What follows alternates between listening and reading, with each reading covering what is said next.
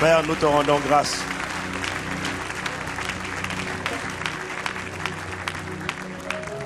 Quand je vois ce que tu as fait en septembre, l'ouvrage de tes mains, quand je pense à tes œuvres en septembre dans ma vie, l'ouvrage de tes mains, quand je pense à mes nombreux cris que tu as entendus et exaucés, l'ouvrage de tes mains, quand je pense à cette libération totale et définitive de ma vie, l'ouvrage de tes mains, quand je pense aux portes que tu as définitivement fermées à l'ennemi dans ma vie, je suis mes mains, les caranamas, oh chakabaranamas, les bocamariremos, mes mains,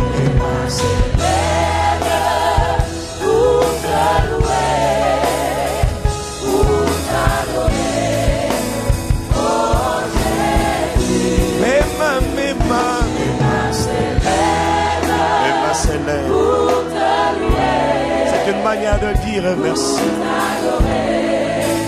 Oh Jésus, mes mains s'élèvent. Nos mains s'élèvent pour dire merci pour ce que tu as inspiré et pour ce que tu as conduit tout le mois de septembre au Père. Aucune parole ne suffira. Aucune offrande ne suffira pour exprimer notre gratitude. Mais reçois nos acclamations.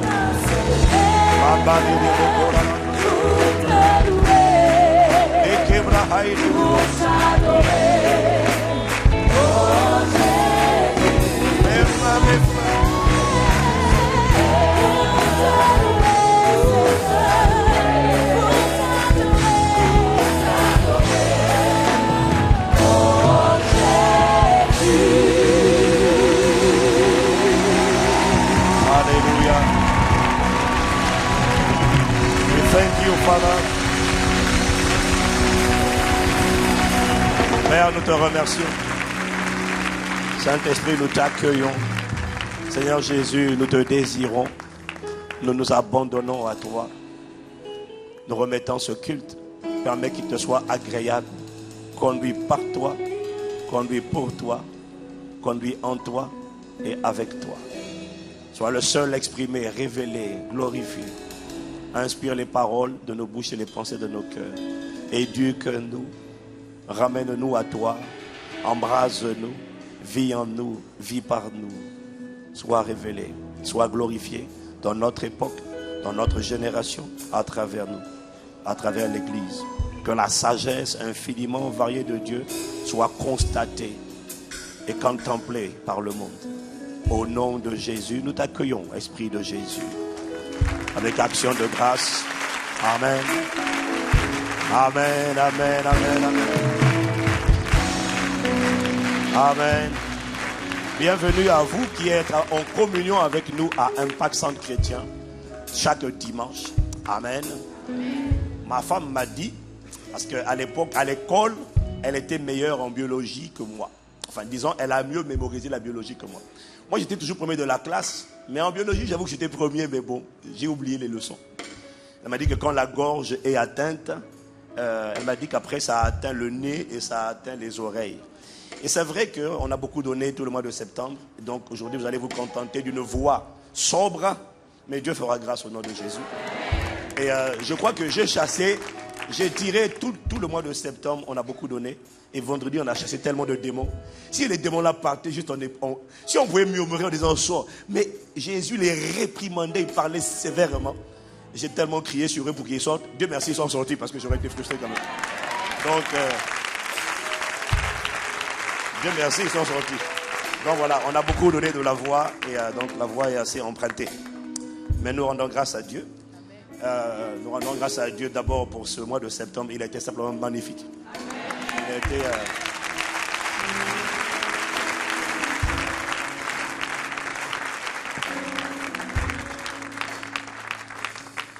Et nous ressentons une extrême gratitude envers Dieu, simplement pour tout ce qu'il a fait.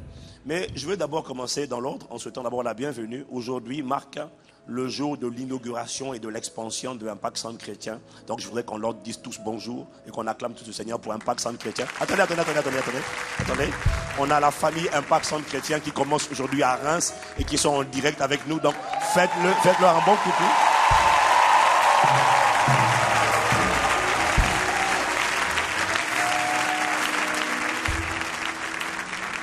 On a, avec notre frère Prince qui conduit ce groupe-là, on a l'inauguration aujourd'hui pour la première fois de Impact Centre Chrétien à Lille. C'est une famille, c'est pas encore un campus, mais ils ont commencé.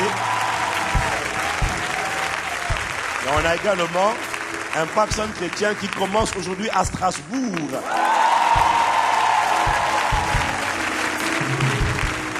Et enfin, on a Impact Centre Chrétien Guadeloupe qui va commencer 2 cultes aujourd'hui.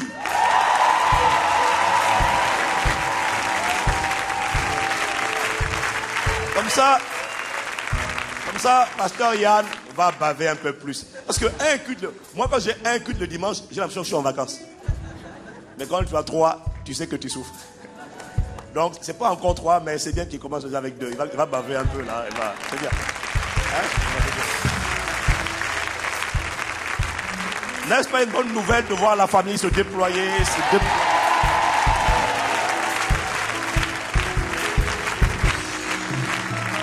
Dis-moi amen, amen, amen.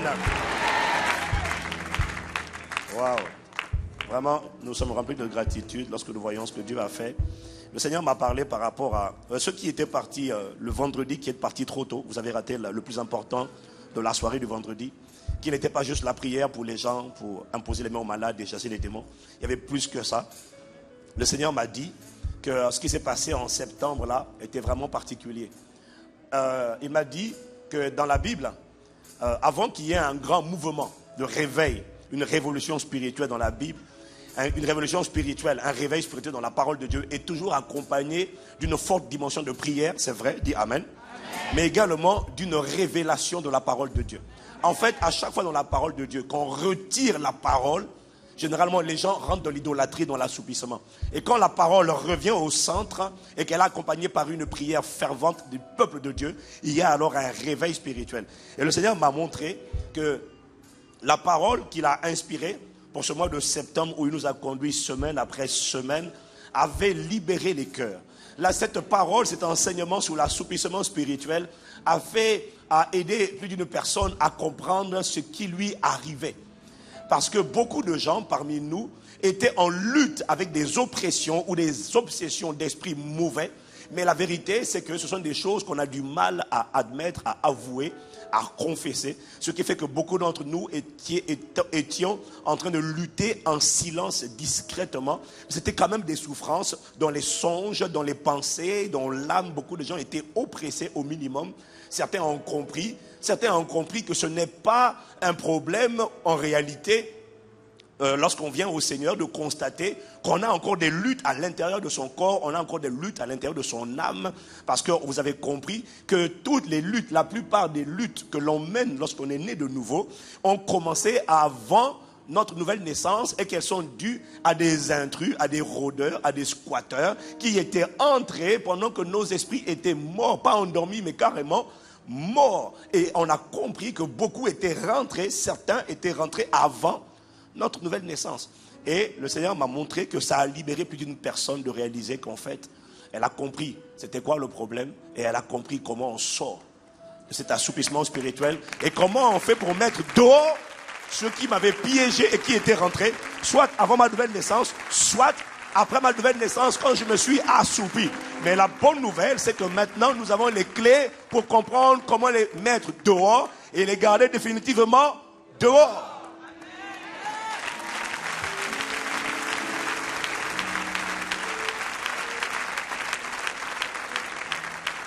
Alors, ce n'est pas tout de parler du combat spirituel, mais là où je bénis Dieu, c'est comment il nous enseigne sur les réalités de la guerre spirituelle.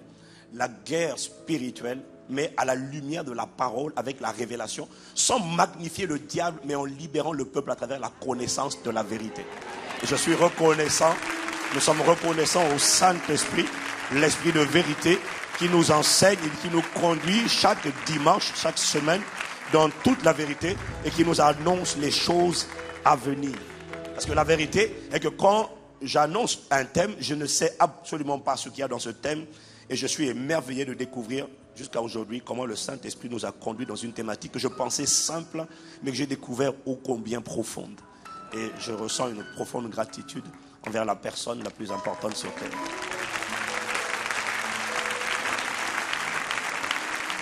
Quelqu'un dit Amen? Et j'ai entendu le Saint-Esprit me parler le vendredi dernier.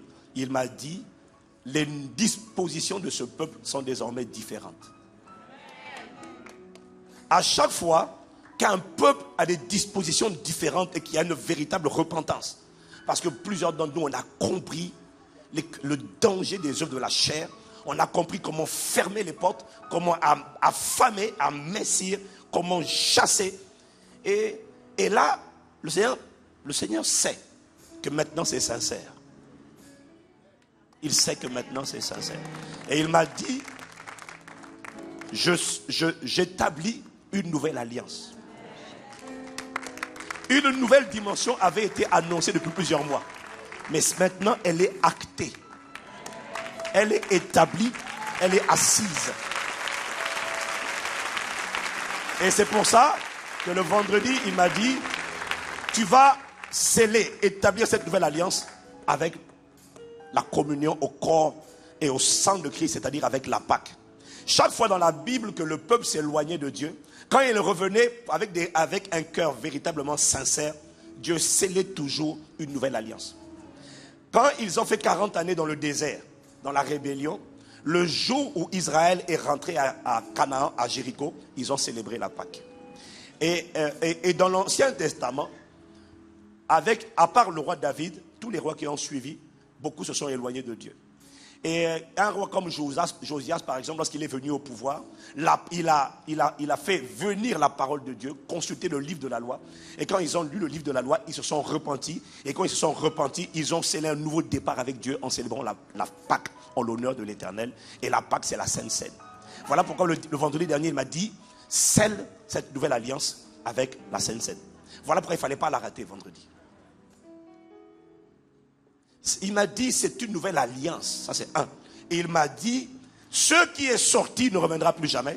Et ceux qui voulaient t'accompagner. Je t'ai parlé de ces accompagnateurs indésirables, les démons de l'enfer, qui voulaient accompagner ta destinée et se manifester de manière sporadique, ça et là, dans ta destinée. Plus jamais ils ne t'accompagneront. La porte est définitivement fermée au nom de Jésus. Et quand la porte est fermée, il faut mettre un verrou sur cette porte.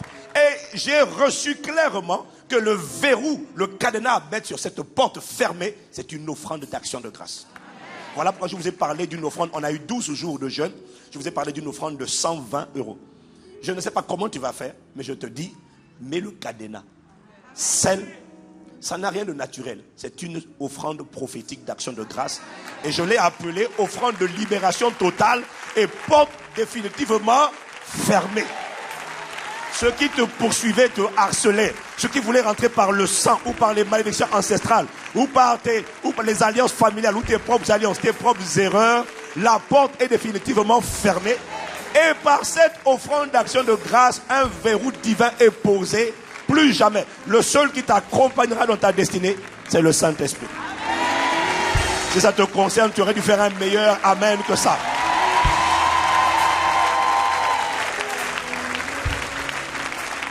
Quelqu'un me dit encore amen? Donc, si tu n'as pas donné ton offrande vendredi, assure-toi de donner ton offrande. Et ce jeûne et prière a été suivi par tellement de personnes à travers de la famille Impact Centre Chrétien, à travers Internet.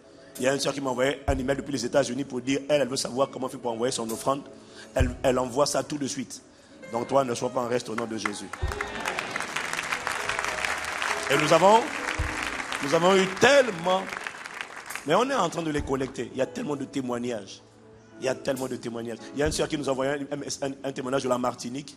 Elle est encore là, je ne sais pas si elle est là. Et maman, si tu es là, il faudra te faire connaître, te faire enregistrer. Nous a envoyé un témoignage. Elle disait quoi dans le témoignage? Je ne me rappelle plus. Elle disait quoi? Elle parlait de... Ah oui, elle parlait d'où elle était là. Je crois, je ne sais pas quel jour elle était là. Où on a prié pour elle. C'était les yeux.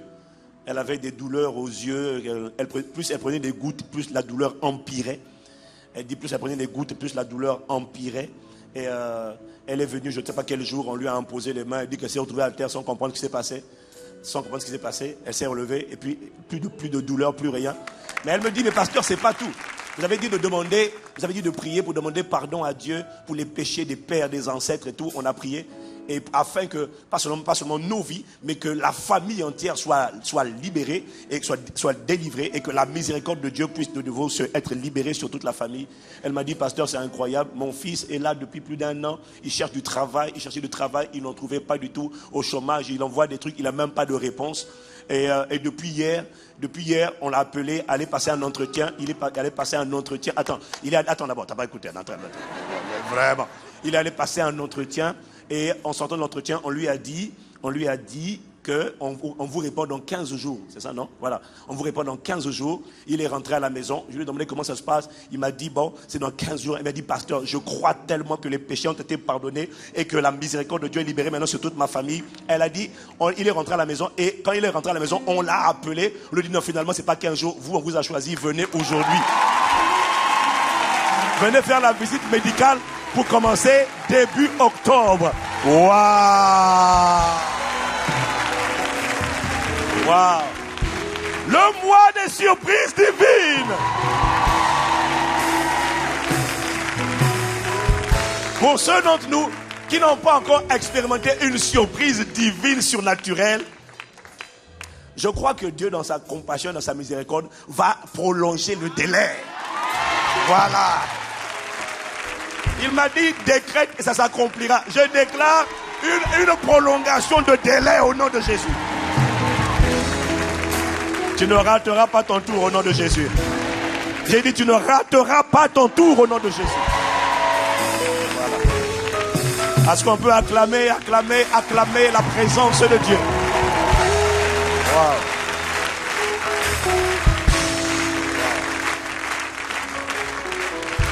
Avant de t'asseoir, je voudrais que tu dises à 2 ou 3 personnes, les portes sont définitivement fermées au nom de Jésus.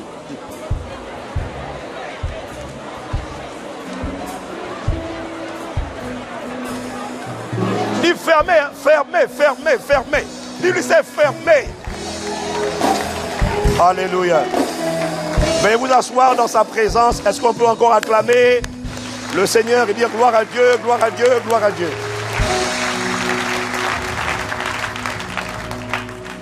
Quelqu'un me dit Amen. Amen.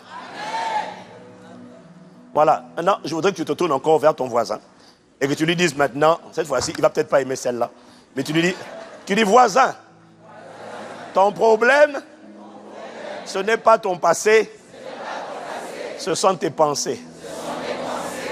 Voilà, c'est le titre de mon message. Votre passé n'est pas le problème. Ce sont vos pensées. J'ai dit, c'est le titre de mon message. Voilà. Votre passé n'est pas le problème. Ce sont vos pensées. Donc aujourd'hui, le Saint-Esprit me convainc encore de rester dans la dynamique, dans la thématique des pensées. Et nous voulons continuer de méditer, de réfléchir sur la subtilité et le rôle des pensées que nous entretenons au quotidien. Il y en a qui disent qu'on l'homme a en moyenne 50 000 pensées par jour. Je ne sais pas si c'est vrai, je ne sais pas si c'est 10 000 ou si c'est 50 000. Mais en tout cas, ces pensées ne sont absolument pas anodines. Et nous voulons réfléchir sur les pensées que nous entretenons au quotidien. Vous savez très bien que le cœur est le siège des pensées. Et quand on parle du cœur ici, alors parfois quand on parle du cœur, on parle de l'esprit. Parfois quand on parle du cœur, on parle de l'âme. Là, en l'occurrence, on parle de l'âme parce que c'est dans l'âme que se trouvent les pensées. Imaginez, représentez-vous le cœur de l'homme comme étant un carrefour, un rond-point avec plusieurs voies d'accès. On peut imaginer un rond-point avec 4 chemins d'accès. 4 chemins d'accès, et au centre, vous avez le cœur. Et il y a plusieurs arrivées à ce rond-point, et chaque arrivée représente certains types de pensées, un canal de pensée. Il y a des pensées qui viennent directement de mon esprit qui est né de nouveau, qui arrivent à mon cœur. Il y a des pensées qui viennent, donc ça c'est un chemin. Il y a un autre chemin qui arrive au rond-point, ça c'est le chemin des pensées de la chair. Il y a des pensées des démons. Et puis il y a la pensée de l'Esprit de Dieu lui-même, parce que parfois, le Saint-Esprit ne parle pas que par mon esprit. Le Saint-Esprit peut parfois, c'est pas souvent, c'est rare, mais peut parler de manière très audible. Est-ce que quelqu'un me suit? Donc, le cœur de l'homme est comme un carrefour où arrivent toutes sortes de pensées. Nous avons vu donc qu'aucune pensée qui est régulière, qui est continue, qui est récurrente, aucune pensée qui arrive dans mon cœur n'est neutre. Aucune pensée n'est neutre. Aucune. On a vu la semaine dernière que les pensées sont soit des nourritures pour mon homme intérieur. Lorsque ces pensées sont conformes à la pensée de Dieu, alors ces pensées sont une nourriture pour mon homme intérieur. Et si ces pensées que j'ai ne sont pas conformes à la pensée de Dieu, alors elles ne sont pas une nourriture pour mon homme intérieur, mais elles sont un poison pour mon homme intérieur, et elles sont des vitamines pour la chair, et la chair se sert de ces pensées pour accabler, oppresser, harceler, blesser mon âme, avec comme objectif de préparer un pont, une passerelle pour un esprit mauvais qui se cache derrière les œuvres de la chair. Est-ce que quelqu'un me suit? Nous avons vu dans Luc chapitre 21, il y a plusieurs semaines déjà, le passage qui nous disait « Prenez garde à vous-même pour que vos esprits ne s'alourdissent pas à force de trop bien manger, de trop boire et de vous tracasser pour les choses de la vie. » On a vu. Donc on a dit que tout ce qui alourdit le corps, et tout ce qui alourdit l'âme, tout ce qui alourdit le cœur, tout ce qui alourdit les pensées, tout ce qui alourdit l'âme, le cœur. On a vu que les soucis, les inquiétudes alourdissent le cœur, alourdissent l'âme. Prenez garde à vous-même pour que vos esprits ne s'alourdissent pas à force de trop bien manger, trop boire et trop vous tracasser, trop vous inquiéter. On a vu que tout ce qui a alourdi le corps et tout ce qui a alourdi le cœur alourdit, endort automatiquement l'esprit. Si tu te suis, si tu te rappelles de cela, est-ce que tu peux dire Amen? Amen.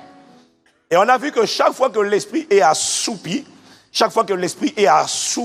l'esprit est endormi, au lieu de monter la garde, un ennemi, un rôdeur va venir planter quelque chose dans le cœur. Dans Matthieu 13 au verset 25, on va le revoir encore aujourd'hui, parce qu'il y a quelque chose que le Saint-Esprit m'a montré, que je n'avais jamais vu dans cet angle-là. Donc Matthieu 13 au verset 25, prenez garde à vous-même pour que vos esprits, Matthieu 13 verset 25, mais pendant que les gens dormaient, son ennemi vint, sema de l'ivraie parmi le blé, et s'en alla. Je veux que tu répètes avec moi, son ennemi vint, sema de l'ivraie parmi le blé, et s'en alla. Le Saint-Esprit m'a interpellé sur le fait que pendant que quelqu'un est assoupi, l'ennemi a un pouvoir, comme un cambrioleur, de venir, de semer et de sortir. Il ne reste pas systématiquement. L'ennemi a la capacité de venir furtivement, rapidement, de rentrer, de faire quelque chose, de causer un trouble, de provoquer une réaction, et puis de sortir. C'est ça qu'il m'a dit, qu'on appelle une oppression démoniaque.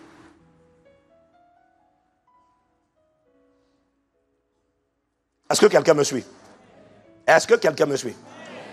Il a une capacité de venir, de faire un aller-retour, mais il ne demeure pas forcément. On a vu la semaine dernière que l'ennemi, le rôdeur, va demeurer lorsque le péché sera développé, affermi ou mature. Est-ce que quelqu'un me suit? Alors, ce point-là est très important. Un exemple classique de cela, je vais vous donner, il m'a dit, un rêve impur. Ok. Je connais, ça t'est jamais arrivé. Mais ça intéresse quelqu'un. Surtout un homme dans la salle. Mais pas qu'un homme. Un rêve impur. Tu sais ce que c'est qu'un rêve impur, non? Qui ne sait pas? Oh, quelle intelligence renouvelée, dis donc, tout le monde sait alors. Ok. Donc, un rêve impur souillé, un rêve impur ne signifie pas forcément qu'un esprit d'impureté est dans le corps. Rappelez-vous, ne soyez pas gênés avec ces histoires d'esprits méchants qui peuvent être dans le corps, parce que quand on est né de nouveau, le corps n'est pas né de nouveau, c'est l'esprit qui est né de nouveau. L'âme n'est pas née de nouveau, le corps n'est pas né de nouveau. Un esprit mauvais, quand il a accès, il n'a pas accès dans l'esprit, il a accès dans le corps et souvent il s'accroche à l'âme. C'est ce qui lui permet de rester. Est-ce que quelqu'un me suit? Ce n'est pas dans l'esprit qu'un démon peut résider. Mais il peut trouver une place dans le corps. Est-ce que quelqu'un me suit? Donc je disais qu'un rêve impur ne signifie pas qu'un esprit d'immoralité, un homme ou une femme de nuit, selon qu'on les appelle, est encore là. Ça veut pas dire, il peut y avoir ça, mais ce n'est pas forcément qu'il est encore là. Parce que pour plusieurs personnes, il y a eu une vraie libération qui a été opérée. L'esprit a été chassé. Mais il se peut que tu te retrouves. C'est-à-dire quand l'esprit a été chassé, tu le sais. Parce que soudainement, tu ne fais plus les rêves que tu faisais hier. Tu peux te retrouver 3 mois, 4 mois, 5 mois, 6 mois, 1 an. Ou 3 semaines. Tout dépend. Mais quand il a été chassé, il a été chassé. Mais par contre, tu vas te rendre compte d'une chose. Si, toute la journée, tu as médité, tu as réfléchi longuement sur, ah là là, vraiment, ah ma femme. Si tu es célibataire et que tu te dis, ah vraiment, j'aimerais tellement avoir ma femme, ah vraiment, j'aimerais tellement avoir ma femme, ah vraiment, j'aimerais tellement avoir ma femme. Si tu as médité dessus toute la journée, la nuit, quand tu vas dormir, tu vas être visité. Si tu es une sœur, tu n'es pas mariée, et que toute la journée, tu as médité en disant, ah, vraiment, vivement que j'ai mon homme, vivement que j'ai mon mari, vivement que j'ai mon homme, vivement que j'ai mon mari, vivement que j'ai mon homme dans ma vie, ah, vivement que j'ai un mari dans ma vie, vivement que j'ai un mari dans ma vie. Tu dors la nuit, tu ne comprends pas. Mais Seigneur, c'était parti cette affaire-là, et brusquement, la nuit, ton rêve est souillé, ta couche est souillée. Qu'est-ce qui s'est passé? Tu n'as pas protégé les pensées. Même quand tu es marié, pour peu que tu n'as même pas eu besoin d'ouvrir une revue érotique, même pas. Juste méditer ces pensées-là. Quand elles ne sont pas sanctifiées, la nuit tu es visité. L'ennemi n'habite pas en toi parce que l'immoralité, l'adultère, la fornication n'est pas ton système de pensée. Mais sur une journée, tu as tellement médité dessus, que ton esprit dans cette journée-là, c'est assoupi. La nuit, tu dors. L'ennemi a la capacité de venir, de semer et de sortir. Il ne reste pas parce qu'il n'a pas une maison. Parce qu'un démon, pour rester, a besoin d'un abri, d'un nid, d'un système de pensée ou encore d'une forteresse. Et tant que ce n'est pas ton système de pensée, il n'a pas de place. Mais si, dans un moment d'inattention, tu médites, sans protéger, barricader les pensées, Jésus dit, il vint, il sema l'ivraie parmi le blé, et il s'en alla. C'est ça l'oppression. Est-ce que quelqu'un me suit? Je viens de t'expliquer ce qui t'arrive. Tu te réveilles, tu dis, Seigneur, qu'est-ce qui s'est encore passé? Si tu ne comprends pas ça, tu peux te déprimer et dire, mais non, on l'a chassé. Il est revenu. Non, il n'est pas revenu. Tout ce que tu as à faire, c'est lave tes pensées dans le sang de Jésus. Réveille-toi, prends autorité. Tu dis, je suis le palais de Dieu sur la terre. Et tu demandes pardon à Dieu est-ce que tu n'as pas surveillé tes pensées? Et tu lui dis, bon, je sais que tu es de sortie, mais plus jamais tu reviens au nom de Jésus. Je n'ai pas entendu ton amen. Ça, vous n'avez pas idée du nombre de bros que ça concerne. Qu'un frère dise, amen. Frère, dis-moi c'est la vérité, dis-moi amen.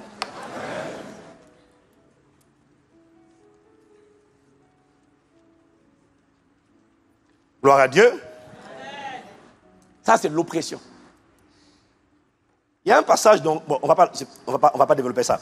Mais dans 1 Chronique, en fait, ce que je voudrais vous faire comprendre, c'est que quand tu ne surveilles pas tes pensées.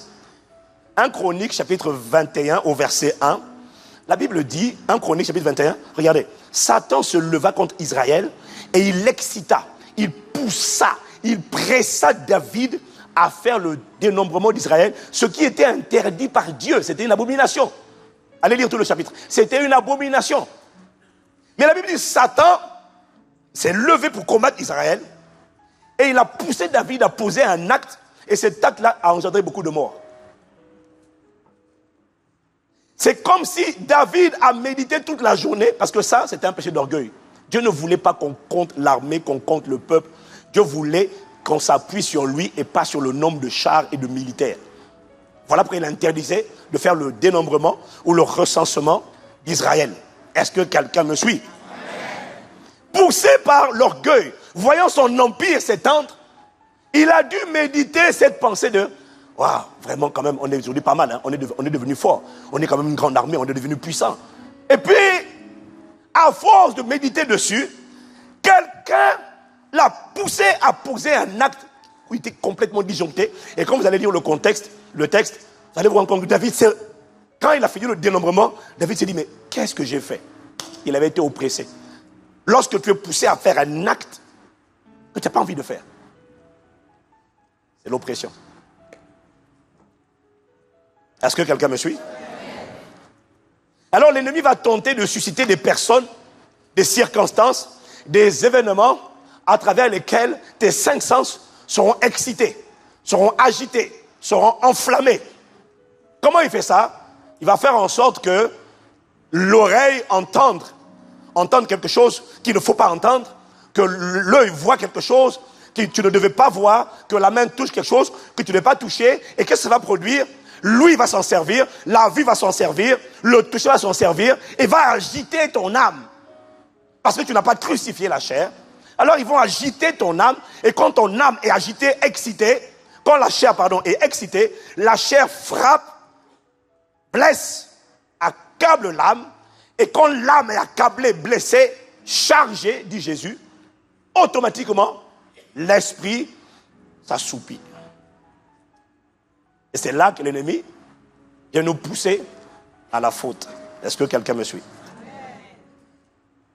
Est-ce que quelqu'un me suit? L'oppression, c'est lorsque les passions et les désirs de la chair,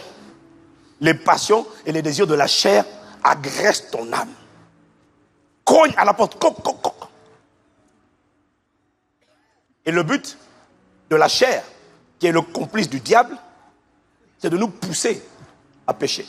Le but de la chair, c'est d'agresser l'âme, de matraquer l'âme, de cogner sur l'âme, afin de pousser l'âme au péché. Parce que la Bible dit dans Ézéchiel, chapitre 18, au verset 4, l'âme qui pêche, c'est celle qui mourra. Le but, c'est de pousser l'âme à pécher. Et je vous l'ai dit la semaine dernière, tant que les pensées, les passions, les désirs de la chair ne sont pas acceptés, ne sont pas engrossés, ne sont pas conçus, mais qu'elles sont rejetées, alors il n'y a pas de forteresse en toi qui appartienne à Satan. Est-ce que quelqu'un me suit? Et dans ce cas, un esprit méchant ne peut pas habiter. Mais quand tu acceptes les pensées, quand tu les acceptes, tu les avales, tu les conçois, et que ces péchés se développent, s'affermissent, fassent maintenant partie de tes habitudes, c'est là que tu n'es plus dans l'oppression, mais quand le péché est affermi, tu bascules maintenant dans ce qu'on appelle l'obsession. C'est-à-dire que l'esprit a trouvé un nid, un abri. Mais gloire à Dieu. Parce qu'en septembre, je crois qu'ils sont sortis au nom de Jésus. Je n'ai pas entendu ton amen. Dis-moi encore amen. Donc, puisque nos pensées constituent des nourritures, des substances spirituelles, des nourritures qui sont utiles à notre esprit ou qui profitent à la chair ou à un démon qui s'était déjà introduit, puisque nos pensées sont aussi subtiles et sont des aliments, en tout cas pour quelqu'un, alors vous comprenez dès lors qu'il est indispensable et crucial de bien savoir traiter les pensées que nous avons au quotidien. Est-ce que quelqu'un me suit? Donc, les pensées que nous avons tous les jours doivent faire l'objet de 3 traitements. Chaque pensée doit être traitée de 3 manières, ou plutôt je dirais, doit faire l'objet de 3 traitements. Ça, c'est non négociable.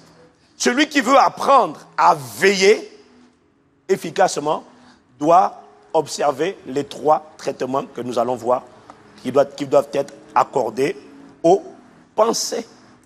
La première chose, c'est que les pensées doivent être examinées, analysées, explorées, sondées ou encore scannées afin que tu ne sois plus une passoire. Il faut scanner les pensées, les examiner en permanence. On ne subit pas les pensées.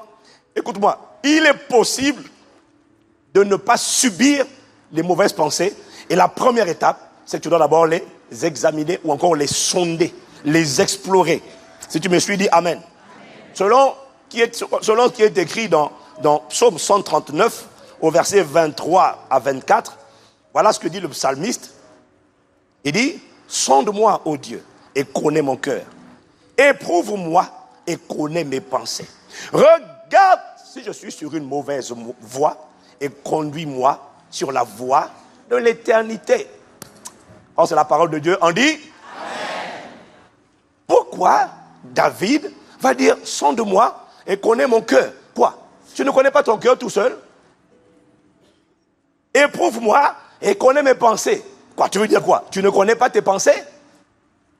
Regarde si je suis sur une mauvaise voie et conduis-moi sur la voie de l'éternité. Quoi? Tu ne sais pas regarder si tu es sur une mauvaise voie ou sur une bonne voie? La réponse est non. Tu as besoin de Dieu pour t'aider à voir, examiner tes propres pensées. Parce qu'une des ruses, des conséquences du péché, c'est que le péché séduit les gens. Le péché séduit, le péché endurcit le cœur. Le péché amène les gens à vivre dans le déni. Le péché, quand tu l'as consommé et quand tu es dedans depuis un bon moment, ce qui est terrible, c'est que tu ne te rends même plus compte que tu es dans le péché. C'est un peu comme un voleur qui est scandalisé quand on le vole et qui oublie que lui-même, il est un voleur.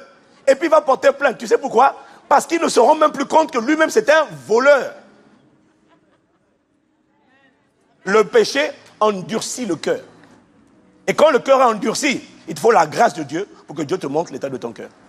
Regardez comment David a réagi lorsque Nathan a été envoyé par Dieu vers lui pour lui parler de ce qu'il venait de faire. David était un homme qui avait plusieurs femmes et il avait un soldat qui s'appelait Uri et qui avait comme malheur d'avoir une belle femme qui s'appelait Bathsheba. Et un jour, David était sur son balcon, Uri était à la guerre, c'était un de ses soldats, c'était un de ses officiers. David, bref, allez lire l'histoire à la maison, on va le lire là, on va lire une partie, allez lire l'histoire à la maison. David a vu Bathsheba et il a désiré pour femme. Et comme il ne pouvait pas la voir parce qu'elle était mariée, alors il a fait envoyer son mari sur le front en première ligne pour qu'il meure et que lui, il console la femme, la veuve, en l'épousant. Ah! Fais avec moi, ah! Ce qu'on appelle un plan machiavélique. Ça alors. Alors Dieu, une fois que David a fait ça, et qu'il a pris Bathsheba, Dieu envoie Nathan parler à David. David était prophète.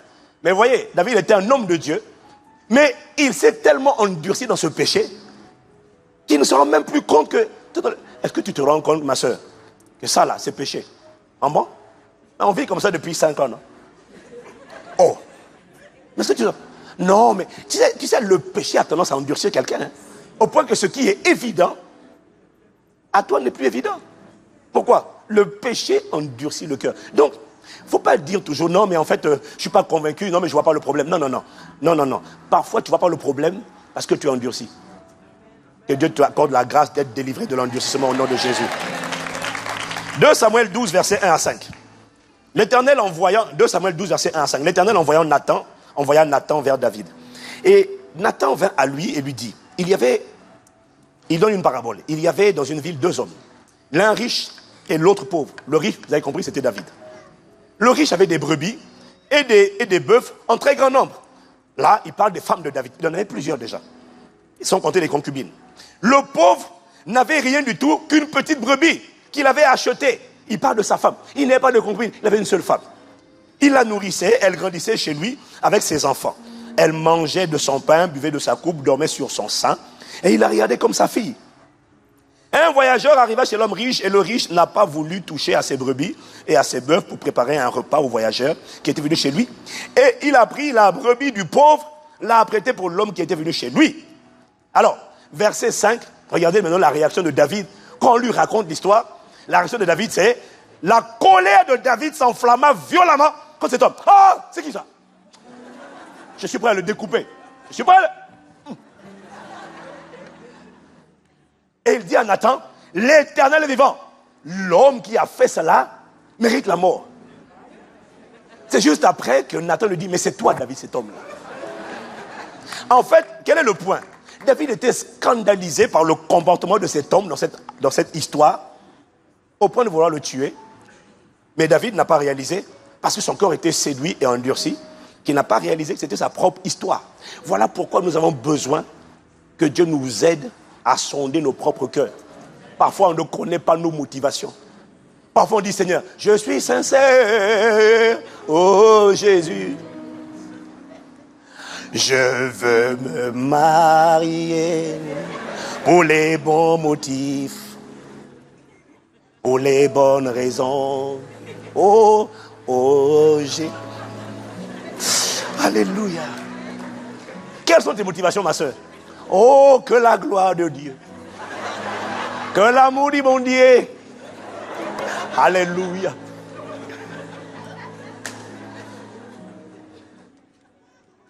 Et quand tu dis à Dieu, sonde-moi, montre ce qui est au plus profond de moi, à qui c'est déjà arrivé de croire qu'il était quelque chose ou quelqu'un, qu'il avait quelque chose de bien, et quand Dieu lui a montré son cœur, il a seulement fait, ah, à qui c'est déjà arrivé? Lève la main. Fais bien attention à celui qui ne lève pas la main. Et je crois, voisin, qu'il n'a pas levé la main. Que le dimanche prochain, ton voisin évitera de s'asseoir à côté de toi. Parce qu'il va te soupçonner et te trouver louche. Il y a même des gens qui sont orgueilleux, mais qui ne savent pas. Parce que le cœur s'endurcit. Et le jour où le Seigneur te dit, orgueilleux, tu dis, hein, qui? Et puis il te montre les actes. Mais ça m'est déjà arrivé. C'est la chair. Tu ne demeures pas dedans. Mais ça peut arriver d'avoir des pensées d'orgueil. Et quand le Seigneur te parle, il dit, ah Seigneur, oh là là, comment je peux... Oh Seigneur, sonde-moi, je t'en prie. Révèle les choses cachées dans mon cœur, enlève ça, enlève ça, enlève ça, enlève ça, enlève ça.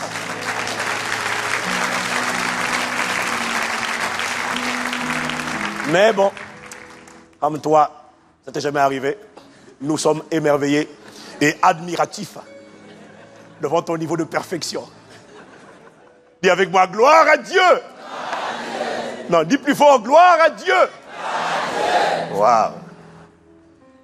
Donc, toutes les pensées que nous avons doivent être sondées. Il faut demander au Saint-Esprit de te révéler c'est quoi tes véritables motivations. Voilà pourquoi Jacques dit, vous demandez, mais vous ne recevez pas. Parce que vous demandez mal. Dans le but de satisfaire vos propres convoitises. Et c'est là que tu vas voir que Dieu te résiste. Pourquoi? Il sait que tes motivations ne sont pas bonnes. Tu veux que ça avance avec Dieu? Il va falloir lui demander, Seigneur, sonde-moi. Révèle ce qui n'est pas de toi. Quelqu'un me dit Amen. Donc, premièrement, les pensées doivent être sondées, explorées, examinées. Deuxièmement, il est indispensable et crucial de juger les pensées. Les pensées doivent être jugées avec la parole de Dieu. Selon qu'il est écrit dans Hébreux, chapitre 4, au verset 12. Hébreux 4, verset 12. On va le lire ensemble à haute voix. Non, je vais d'abord le lire. On va lire la dernière phrase. Car la parole de Dieu est vivante et efficace, plus tranchante qu'une épée quelconque à deux tranchants, pénétrante jusqu'à partager âme et esprit, jointure et moelle. Maintenant, on va lire la dernière phrase ensemble. Que fait la parole de Dieu? Il dit, elle juge. Non, ça c'est pas lecture collective. Même à 5, on lit plus fort que ça. On recommence. Elle juge les sentiments et les pensées du cœur. Quelqu'un dit amen. Amen. Toutes les pensées doivent être sondées, examinées, mais ce n'est pas tout. Elles doivent être jugées. Par qui? Par la parole de Dieu. Il dit, la parole de Dieu juge les sentiments ou encore, la version Semeur dit les intentions. Les intentions et les pensées du cœur. La parole juge. Qu'est-ce que fait un juge? Que fait un juge? Un juge pose des questions. Un juge confronte. Il confronte. Un juge n'accuse jamais. Dis amen. Non, dis amen, ça c'est important ça. Le juge, son rôle, c'est l'accusateur qui accuse. C'est le procureur. Le juge n'accuse jamais. Le juge, il pose des questions. Il confronte, il interpelle, et puis il exige des réponses. Et ce travail de juge de la parole, que fait la parole de Dieu, est fait par le Saint-Esprit lorsqu'il pose la question dans Luc chapitre 28 au verset 14, lorsqu'il pose ce genre de questions que Jésus a posées à ses disciples en disant « Pourquoi pareille pensée s'élève-t-elle » Non, c'est juste le pourquoi pareille pensée s'élève-t-elle que vous aurez dû mettre à l'écran. C'est uniquement ce que j'ai mis sur mon document qui aurait dû être affiché à l'écran. Pourquoi pareille pensée s'élève-t-elle dans vos cœurs? Demande à ton voisin, pourquoi? Qui fait ça? C'est le juge. Le juge, il confronte, il interpelle, il pose des questions et il exige des réponses. Pourquoi pareille pensée s'élève-t-elle dans vos cœurs? Littéralement, pourquoi penses-tu ce que toi tu penses là? Pourquoi est-ce que tu as cette pensée? Chaque pensée que tu as doit être jugée par la parole de Dieu. Et c'est ce que fait la parole. Dis amen. C'est ce que fait la parole de Dieu. Elle le fait à quel moment?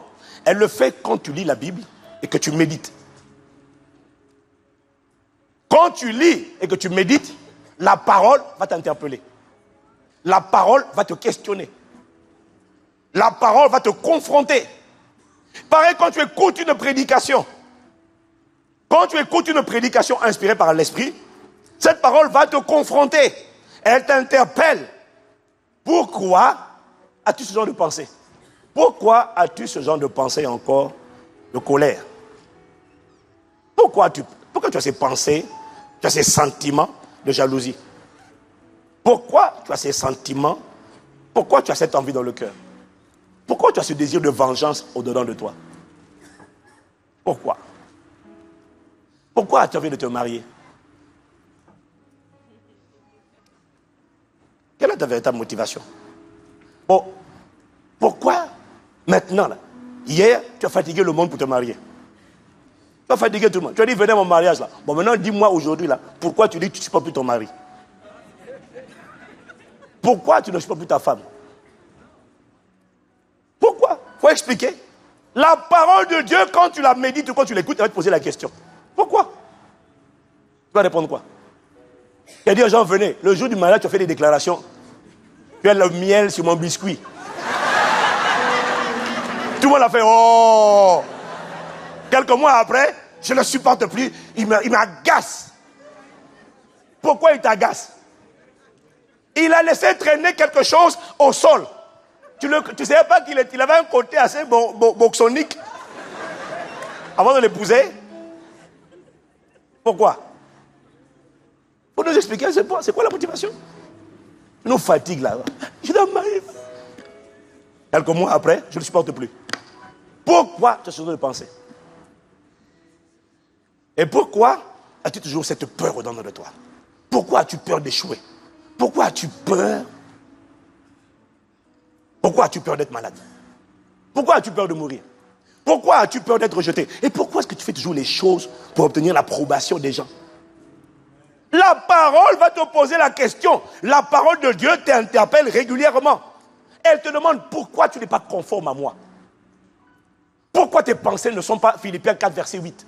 Au reste, ce qui est pur, ce qui est vrai, c'est-à-dire ce qui relève de la vérité, ce qui est vertueux, ce qui est saint.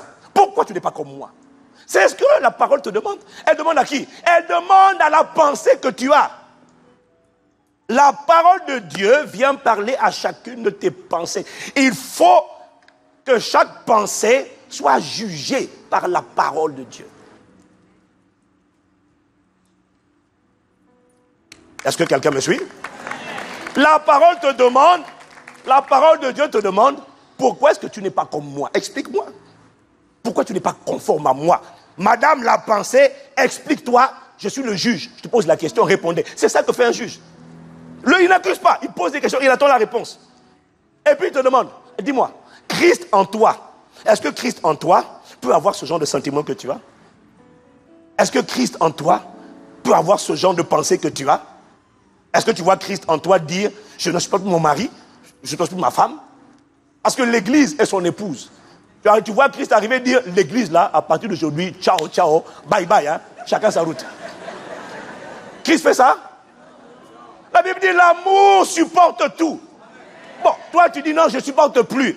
Bon, et tu nous as dit au début, non, tu nous as fatigués. Le jour de ton mariage, non, tu nous as fatigués.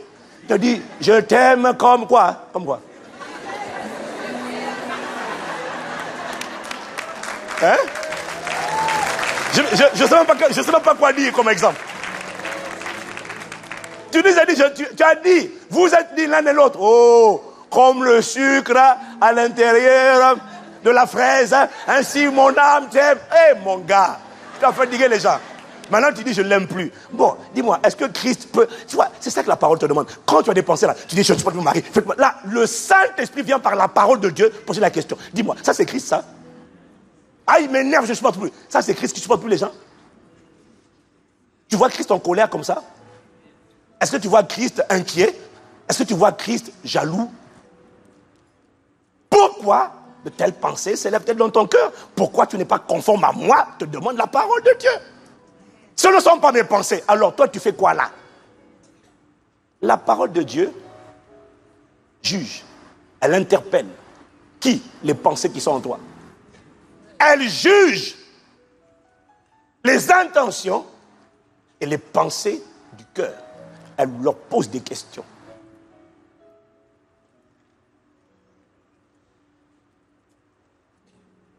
Pourquoi? Christ est impudique. Qu'est-ce que tu fais là? Parce que la parole de Dieu va te dire que la norme, si tu es né de nouveau, la norme, la règle de mesure, c'est Christ. C'est le caractère de Christ. C'est sur le caractère de Christ que tu dois t'aligner. Chaque fois, écoute-moi, chaque fois que tu as une pensée, compare-la, pose-toi la question, c'est un classique que tu connais. Est-ce que tu vois Christ avec ce genre de pensée? Ça, c'est le référentiel, c'est le baromètre. C'est Christ. Dis-moi amen. Déjà, ça va te permettre, avant de t'énerver contre les gens, déjà de discerner, est-ce que cette parole, est-ce que cette pensée est de Dieu ou elle n'est pas de Dieu? Est-ce que Christ, tu vois Christ dedans? Est-ce que quelqu'un me suit? Demande à quelqu'un pourquoi.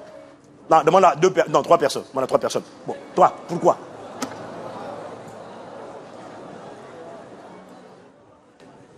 Pourquoi? La parole doit juger les pensées. Dis amen. Donc, premièrement, toutes les pensées que nous avons, nous sommes en train de continuer, en fait, sur comment on fait pour veiller. On est toujours dans la continuité de la veille. Parce que les pensées sont des nourritures. Et amen. Première question, Premier point, pardon. Toutes les pensées doivent être sondées, explorées, examinées. Parce qu'avant d'appliquer un traitement, il faut déjà faire le bon diagnostic. C'est pour ça qu'il faut sonder. Dis Amen. Les pensées doivent être sondées, explorées, examinées. Ensuite, tes pensées doivent être jugées par la parole de Dieu. Il faut que tu acceptes le jugement. En fait, la vérité, c'est que la parole de Dieu nous interpelle, elle nous pose des questions. Chaque fois que tu viens... À l'heure où je suis en train de te parler là, la parole est en train de t'interpeller. Elle est en train de te poser des questions. À l'intérieur de toi, il y a un combat. Il n'y a pas un combat, il y a une conversation, pensée de Dieu contre la pensée que tu as. Une pensée est en train de te dire, mais au fait, c'est quoi ton argument à toi? Pourquoi tu es comme ça? Et la vérité, c'est que la plupart d'entre nous, quand le juge, appelé la parole de Dieu, nous pose des questions, on esquive les questions. Pourquoi tu es comme ça? Est-ce que quelqu'un me suit? La troisième chose qu'il est indispensable de faire avec les pensées, 1, elles doivent être examinées, sondées. 2, elles doivent être jugées. Et avec moi, jugées. 3, il est indispensable de renverser les mauvaises pensées et de les amener à obéir à Christ. Voyez-vous, la parole de Dieu juge, elle confronte, elle exige des réponses lorsqu'elle pose des questions.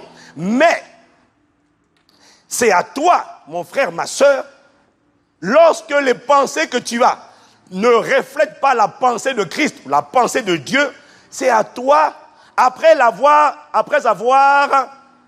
interpellé, après avoir questionné, c'est à toi d'apporter une sentence à chaque pensée lorsque cette pensée n'est pas en ligne avec la pensée de Dieu. Dis-moi amen. Je suis venu te dire qu'on n'est pas obligé de subir les mauvaises pensées. Qu'est-ce qu'on fait des pensées? On les sonde, on les juge, la parole de Dieu les juge, et c'est à toi de les renverser et de les ramener captives. De les emprisonner. Je dis, qu'est-ce que tu fais là, toi, la pensée? Qu'est-ce que tu fais là? Viens ici, là. À genoux. C'est ça qu'on fait. 2 Corinthiens 10, verset 5. Voilà ce que dit Paul. Il explique comment on fait. Il dit, nous renversons les raisonnements et tout obstacle, ou encore, lui second dit, toute hauteur qui s'élève avec orgueil contre la connaissance de Dieu. Et nous faisons toute pensée prisonnière pour qu'elle obéisse à Christ. Dis-moi amen. 1, on sonde. 2, on juge. La parole doit juger. 3, tu dois ramener les pensées rebelles. Toute pensée qui ne se conforme pas à la pensée de Christ, il appelle une pensée rebelle ou une pensée orgueilleuse ou une pensée qui s'élève avec prétention contre la connaissance de Dieu. Chaque fois qu'à l'intérieur de toi, tu reconnais, tu discernes qu'une pensée n'est pas conforme à la pensée de Dieu, tu ne dois pas la subir. Une fois qu'elle a été jugée, le juge a demandé, qu'est-ce que tu fais là? Impunicité. Pensée d'impudicité, tu fais quoi là? Quand le juge a posé la question, c'est à toi après de dire. Quand le juge a dit, tu n'es pas conforme, c'est à toi de renverser cette pensée. Et lorsque le juge demande, pose la question, pourquoi est-ce que tu es là? Laisse-moi te dire une chose, il faut que tu saches que quand une question vient de la parole de Dieu pour demander, qu'est-ce que tu fais là? Pourquoi telle pensée tu as à cet endroit-là? Qu'est-ce que pensée tu fais à l'intérieur de cette femme ou de cet homme? Tu vas découvrir une chose, m'a dit le Saint-Esprit, c'est qu'il y aura toujours une plaidoirie, une voix à l'intérieur de toi qui va commencer à plaider et à argumenter et à expliquer pourquoi elle est là.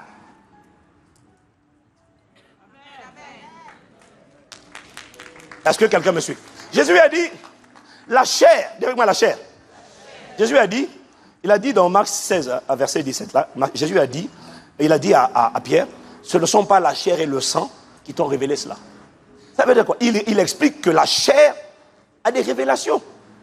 Ça veut dire que la chair peut parler. La chair peut argumenter.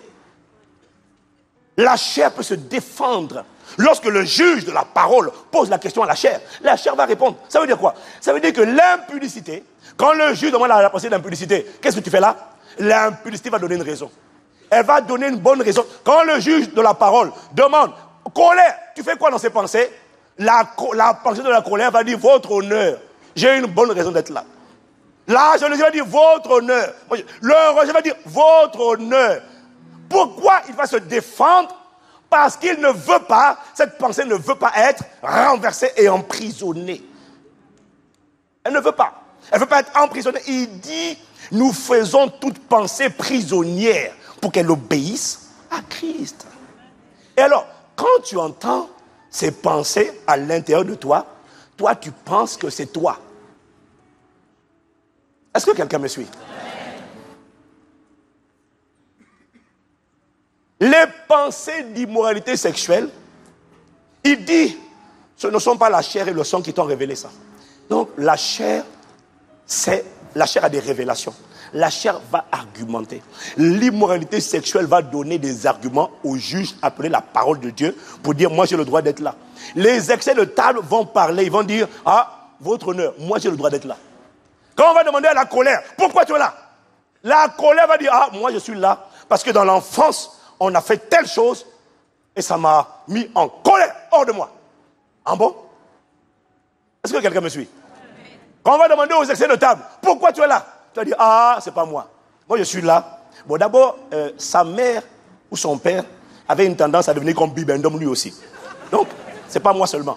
Parce que son père mangeait en désordre. Sa mère mangeait en désordre. Et puis, si c'est pas papa ni maman qui sont concernés, la pensée de excès de table va dire, ah, moi je suis là parce que tu sais, de nos jours là, une bonne alimentation, c'est pas évident. C'est pas moi, c'est le système qui est comme ça. L'alimentation devient, il y a trop de farine, de protéines, tout ça. Je suis innocent. Mais dans le même environnement, il faut quand même que tu reconnaisses qu'il y a des gens qui mangent, qui ont les mêmes aliments, mais qui ne grossissent pas. Bon. Quand tu vas demander, on va pas fâcher. Quand tu vas demander à la pensée d'immoralité sexuelle, qu'est-ce que tu fais là? L'immoralité va se défendre. C'est une plaidoirie. Elle va dire, mais moi je suis là. Pourquoi tu es aussi, franchement, pourquoi tu es un trou? C'est-à-dire que, comment? Pas un homme, 2 hommes, 3, 4, 5, masturbation, pornographie, tu mets tout ça en même temps. Ah, moi je suis là. Je suis la pensée d'impudicité, d'immoralité sexuelle aggravée à outrance. C'est pas ma faute. Hein. C'est parce que dans mon histoire, il y a eu d'abord l'inceste. Je vais t'expliquer. Il y a eu l'inceste, il y a eu les abus, il y a eu, il y a eu toutes sortes de choses. Et puis d'ailleurs, son père était polygame, sa mère avait des aventures, son père avait des extra-conjugales. Et moi, je suis une pensée qui me suis greffée dans les chromosomes. Et quand il a été conçu, j'ai donné aussi des chromosomes. Donc, je me suis retrouvé à l'intérieur de lui. Je suis innocent. Est-ce que quelqu'un me suit? Là, ce que j'essaie de te dire, chaque pensée va se défendre. Chaque pensée va argumenter. La pensée de rejet va dire, on ne m'a pas aimé quand j'étais enfant. C'est pas ma faute, je suis obligé d'être là. Et ce qui est subtil, c'est que quand ça se passe en toi, tu penses que c'est toi qui es en train... Je suis venu te dire que ce sont des pensées de la chair qui sont en train de plaider pour pouvoir rester et ne pas être emprisonné. Le problème, c'est que la chair, tout comme l'esprit de l'homme, les pensées de Dieu ou les pensées de la chair, en fait, les pensées vont contrôler l'âme. Dis Amen. L'âme, rappelle-toi, c'est comme le volant. L'âme est amorale. L'âme ne choisit pas entre le bien et le mal. Donc, quand ton âme a fini par aimer les pensées d'impudicité, ça veut dire que c'est parce que l'impudicité a eu le droit de rester et de contrôler le volant.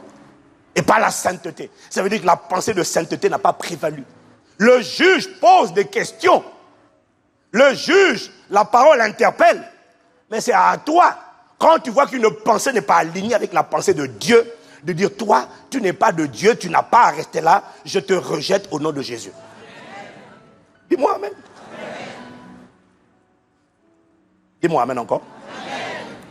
Lorsque le juge pose une question, lorsque la parole de Dieu pose une question, et que toi tu réponds, et qu'une pensée en toi répond, c'est pas, je suis là, la parole va te demander, pourquoi il y a de telles pensées? pourquoi ta condition est ce qu'elle est aujourd'hui? Pourquoi tu es là où tu es aujourd'hui? Et pourquoi tu es en train de faire ce que tu fais aujourd'hui? Il m'a dit de te dire, chaque fois que ta réponse, ça sera, je suis là où je suis aujourd'hui, je fais ce que je fais aujourd'hui à cause de quelque chose que j'ai subi, que j'ai enduré hier. Chaque fois que le juge te posera une question et que tu réponds en blâmant ou en accusant ton passé, sache que la parole de Dieu, par le Saint-Esprit, te dira toujours, tu es là où tu es, pas à cause de ce qu'on t'a fait hier, pas à cause de ce que tu as subi hier, mais à cause de ton système de pensée qui n'est pas renouvelé et qui est mauvais. Parce que nous pouvons tous citer des gens qui ont connu ce que tu as connu, mais qui ne sont pas à l'endroit où tu es et qui ne font pas ce que tu fais. Donc, le problème, ce n'est pas ce que tu as vécu hier.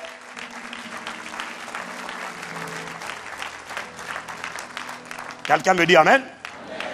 Écoute-moi, le Saint-Esprit m'a dit, toute pensée qui veut te faire croire que tu es là où tu es, que tu fais ce que tu fais à cause de ce qu'on t'a fait hier, toute pensée qui te parle ainsi est une pensée rebelle, qui est orgueilleuse, qui est prétentieuse et qui se dresse contre la connaissance de Christ, parce que c'est une pensée mensongère. Parce que la vérité, c'est que la Bible dit dans le Proverbe 23, au verset 7, car, version Darby, car comme il a pensé dans son âme, tel il est. La version anglaise King James dit, as a man thinketh in his heart, so is he. Littéralement traduit en français, ça donne l'homme est le reflet ou encore le miroir de ses pensées. L'homme est le reflet. Tu es là où tu es, pas à cause de ce que tu as vécu, mais à cause de ton système de pensée. Donc ton problème, ce n'est pas ton passé. Ton problème, c'est que tu n'as pas la pensée de Christ.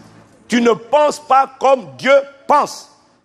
Joseph a mal commencé. Il a été vendu comme esclave. Mais Joseph est parvenu à un stade dans sa vie à acquérir la pensée de Christ.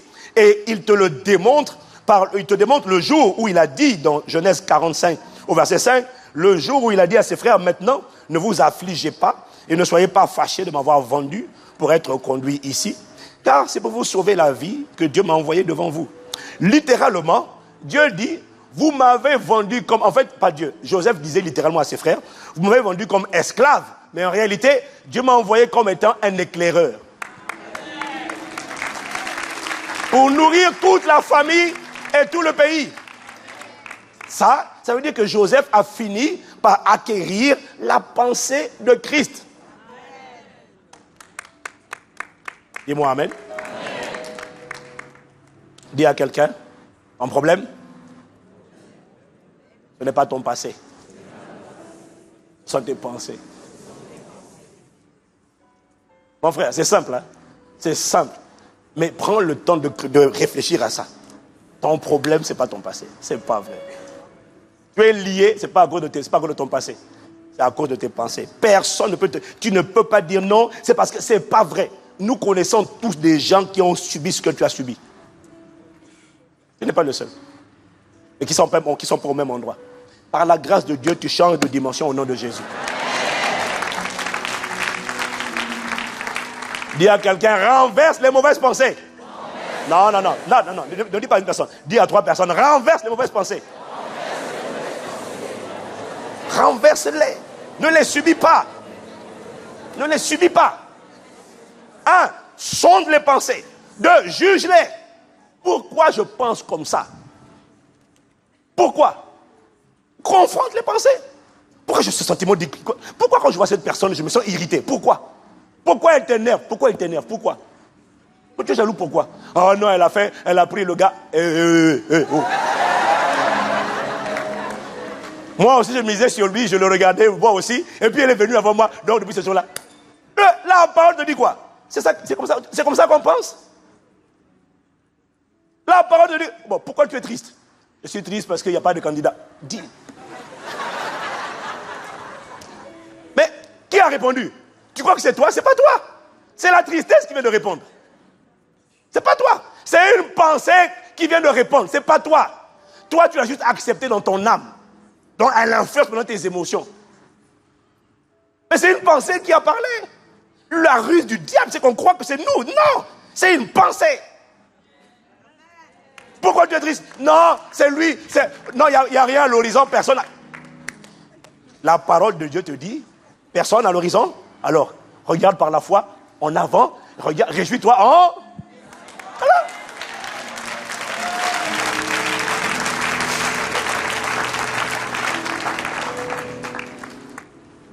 Quelqu'un me dit un bon amen là. Amen. Dis à quelqu'un encore, renverse-moi ces pensées-là.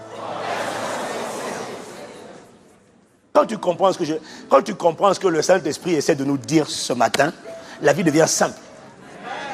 Tu ne laisses aucune pensée t'emprisonner si ce n'est la pensée de Christ.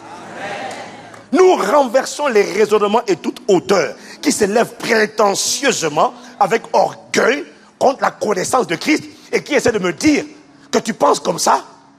Non mais attends, tu penses que je pense comme ça parce que quoi? Si ce n'est pas la pensée de Dieu, je ne l'accepte pas. Tu ne peux pas m'emmener à haïr quelqu'un. Tu ne peux pas. Pourquoi? Christ n'a pas de haine, je n'aurai pas de haine par la grâce de Dieu. Tu ne peux pas me dire, non mais... Ah non mais là, c'est un coup que je n'avais pas vu venir. C'est un missile qu'elle m'a envoyé.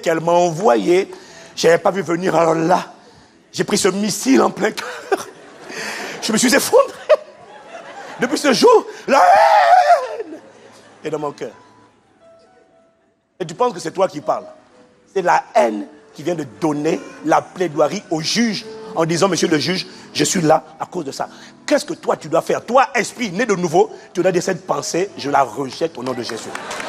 Je suis peut-être le produit de mon passé, mais je n'en serai pas prisonnier au nom de Jésus. J'ai la pensée des aigles. J'ai la pensée des gens qu'on ne peut pas maintenir au sol. Les préjugés, les verdicts, les paroles d'intimidation, les épreuves ne peuvent pas me maintenir au sol. Tu ne peux pas. Tu dois avoir la pensée de Christ. Reçois la pensée de Christ au nom de Jésus.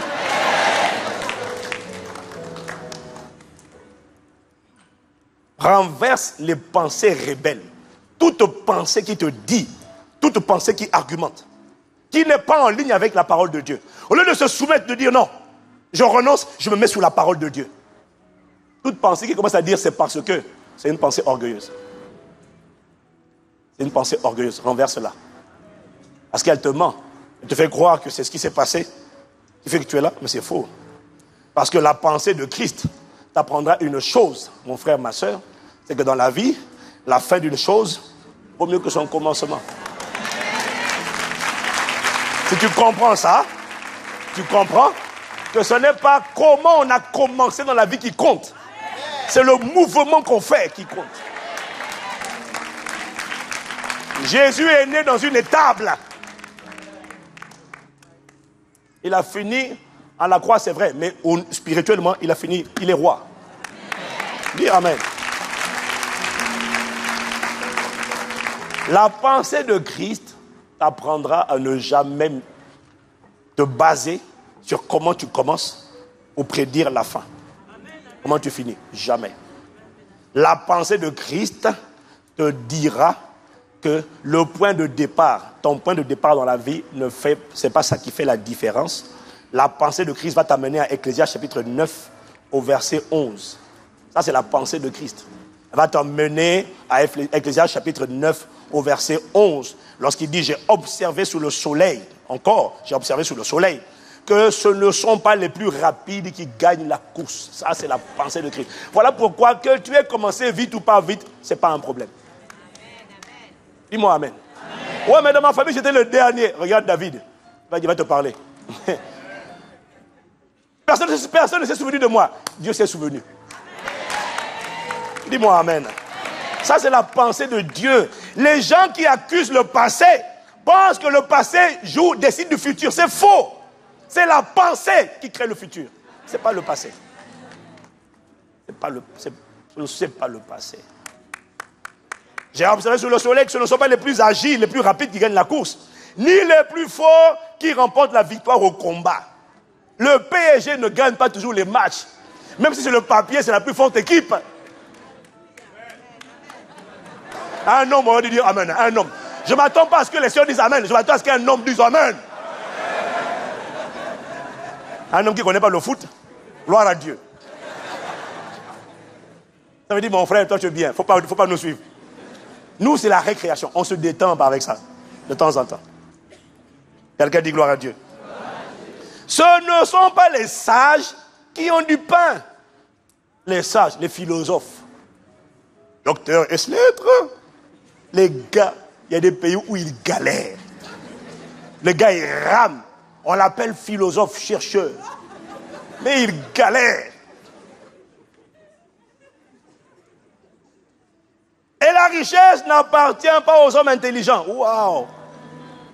Mon frère, la richesse n'appartient pas. Ceux qui sont riches, ce ne sont pas ceux qui ont des grands QI. On a regardé, vous avez regardé sur France 2, ils avaient fait une étude sur les jeunes surdoués. Les jeunes surdoués, ceux qui ont eu le bac à 14 ans, à 13 ans. Toi, tu avais 24 ans, tu étais encore au bac, mon gars. Tu étais barbu et trapu. Et tu transpirais comme ça là. Pour faire le mathématique, tu transpirais de toutes tes gouttes. Il y a un petit de 13 ans qui passait le bac en même temps que toi. Et le petit, il a résolu les équations comme ça là, il a déposé la feuille. Et le gars de 24 était là. Mais mon gars, même ça ne veut rien dire.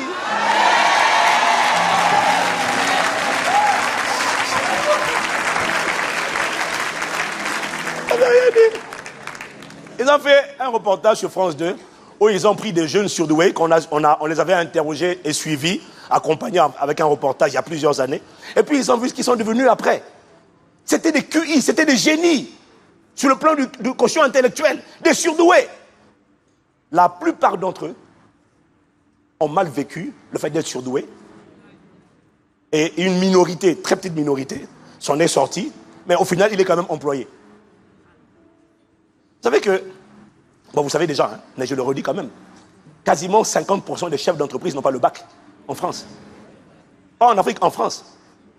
Pas loin de 50% n'ont pas le bac. Donc, tes bacs plus 5, plus 7, plus 10, juriste, docteur S, lettres, droit, sciences, tout ça là.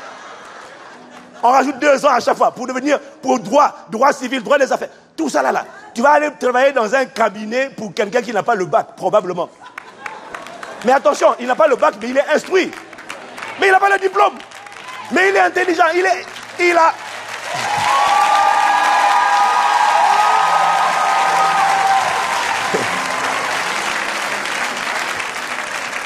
Il a l'intelligence pratique. Parce qu'il y a trop de gens parmi nous qui ont l'intelligence papier. C'est-à-dire qu'il sait faire des schémas, résoudre des équations. Mais juste pour prendre, c'est-à-dire juste ce qu'on appelle le bon sens. Tu lui dis, bon, comment tu fais pour faire telle chose? Parfois, bon, je ne sais pas d'exemple concret qui me vient à l'esprit, mais des fois je pose des questions simples et puis il cale. Je dis, mais pourtant c'est une évidence, ça c'est l'intelligence de la vie. Ce qui compte, ce n'est pas le diplôme, c'est être intelligent, mais l'intelligence pratique.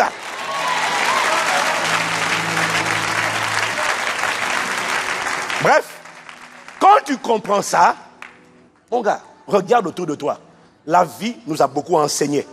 Je sais de quoi je parle. Quand je peux te dire que j'ai observé des gens qui sont riches. Des fois là, non, il y a des pays où je suis allé, j'ai vu des gens, j'ai dit, mais non, mais comment il a autant d'argent? Juste être né dans la bonne famille. Juste avoir eu le contrat avec telle autorité, c'est fini. Toi, tu es là, métro, boulot, dodo, 1500, 2000 euros. Lui, c'est ce qu'il gagne à la demi-journée. Alors, je ne dis pas que c'est bien. Je dis juste que j'ai découvert que ce ne sont pas les plus intelligents, ils sont les plus riches. Donc, quel que soit le passé, tu n'as pas à être complexé ou embarrassé. Pourquoi? L'histoire n'est pas finie. La fin d'une chose vaut mieux que son commencement.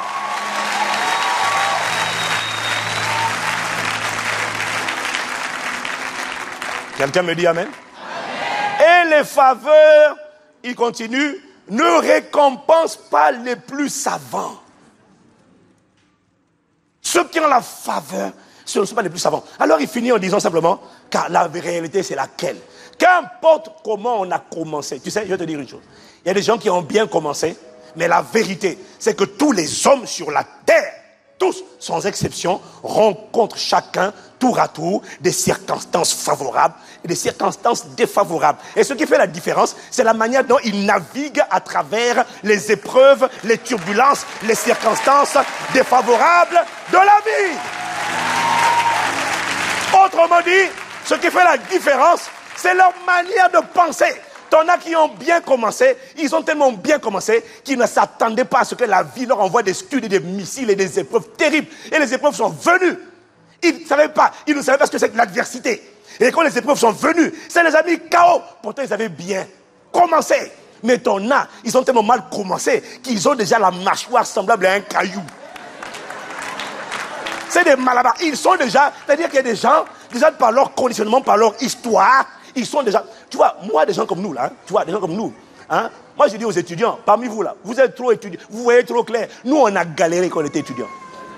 Mais je me suis rendu compte que ça avait du bon. Ça forgeait le caractère.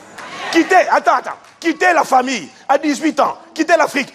Bon, je suis né ici, j'ai grandi en Afrique, après je suis revenu à 18 ans. Donc, depuis 18 ans, ici. Mais quand tu viens là, et qu'il n'y a pas les parents, mon gars, tu galères. On a vécu dans des foyers étudiants compliqués, galère. Tout était galère.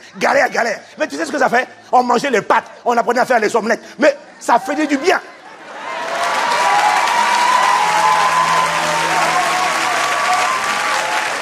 Dis-moi, amen. Et tu sais quoi? On a été exposé à tout.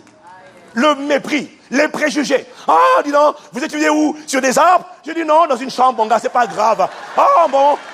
Et quand tu arrives, et que tu as fait, comme moi, j'étais très bon en mathématiques, j'étais le premier de ma ville, mais en anglais, c'était compliqué. Et que les gens te méprisent, ils se moquent de toi, mais tu affrontes les préjugés raciaux, tu affrontes les préjugés, toutes sortes de préjugés. Mais au final, ce n'est pas le passé qui fait la différence, c'est ton système de pensée, parce que tu as compris que les ballons ne se lèvent pas à cause de leur couleur, mais à cause de leur contenu. La clé, c'est le système de pensée. Tout le monde te dit, en France, tu vas ramer, galérer, tu vas souffrir. La francophonie, c'est fini, il n'y a pas d'espoir. Tout le monde te dit, la francophonie, l'église, c'est un cimetière. Cimetière, la francophonie, c'est le cimetière des églises. C'est dur. Il dit, moi, je domine. Je règne de maintenant. Je domine. Voilà. Dis-moi amen. Dis avec moi, personne ne m'arrêtera. Ça, c'est la pensée de Dieu. Voilà. Acclame.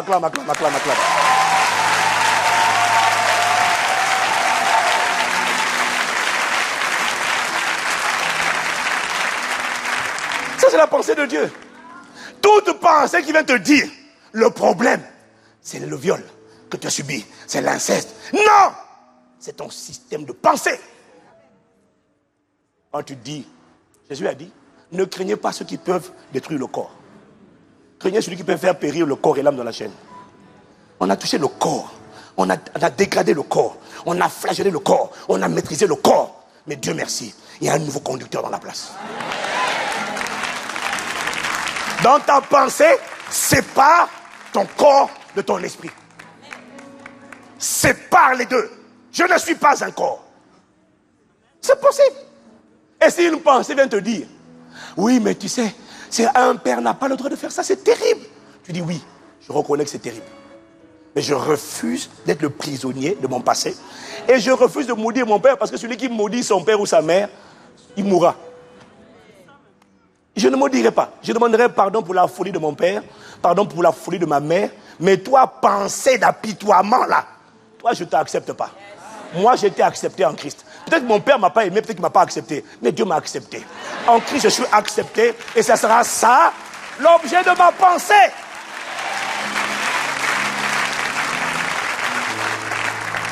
Jérémie dit dans le livre de Lamentation, voici ce que je repasserai dans mon cœur. Il choisit, il ne subit pas. Il dit, voici ce que je repasserai dans mon cœur. Voici ce que je me dirai. Voilà les pensées que je vais repasser dans mon cœur. C'est que les bontés de l'Éternel ne sont pas épuisé. Ces compassions se renouvellent chaque jour. Voici ce que je repasserai au-delà de moi-même. Penser, c'est ça que tu vas penser. Bref, toute pensée qui vient te dire le problème, c'est ce que tu as subi hier.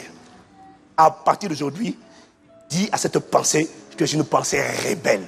Je te rejette au nom de Jésus et je te ramène prisonnière ici là, captive à l'obéissance à Christ. Et moi, au reste, ce qui sera de la vérité, ce qui sera pur, saint, vrai, honorable, vertueux, digne de louange, ça sera l'objet de mes pensées. Philippiens 4, verset 8.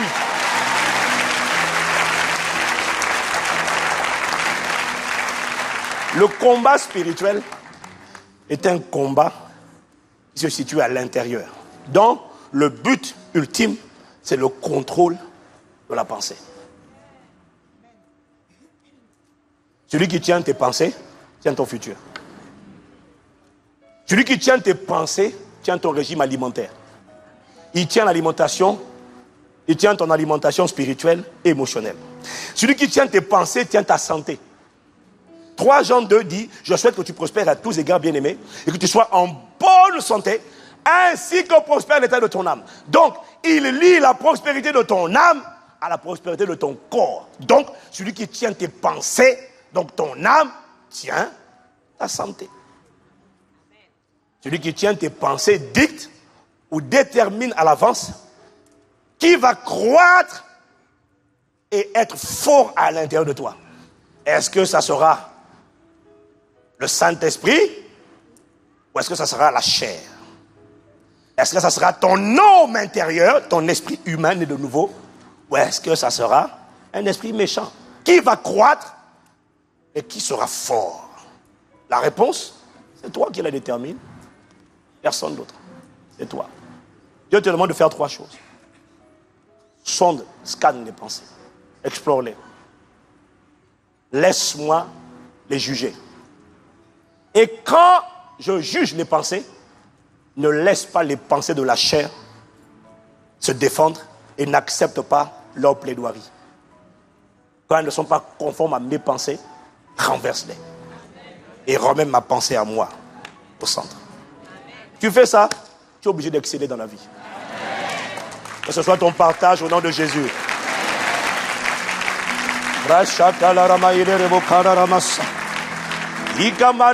Inclinons la tête et prions. Oh, Martelerebo, Silarama, Indelerebo. Ilerebo, Katalarama, Seleremo. Uruki, Mararamos, Keteleremo. Rends grâce à Dieu pour ses pensées. Demande à Dieu la pensée de Christ. Demande pardon pour toutes les pensées d'excuses. Demande pardon pour chaque fois que la parole de Dieu a jugé les pensées qui étaient dans ton cœur et que tu as voulu les défendre. Demande à Dieu pardon d'avoir accepté les plaidoiries de la chair qui essayait de justifier, d'argumenter pourquoi elle devait rester.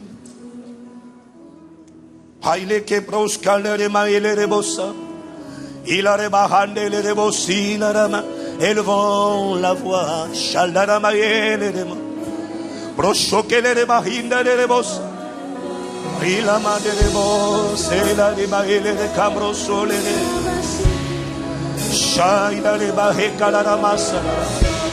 Donne-nous désormais de sonder, de connaître tes pensées.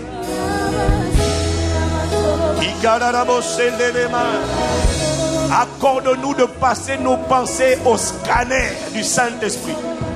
Selon qu'il est écrit, sonde-moi, ô Dieu, explore-moi, montre-moi ce qui est caché, confronte mes pensées, juge mes pensées.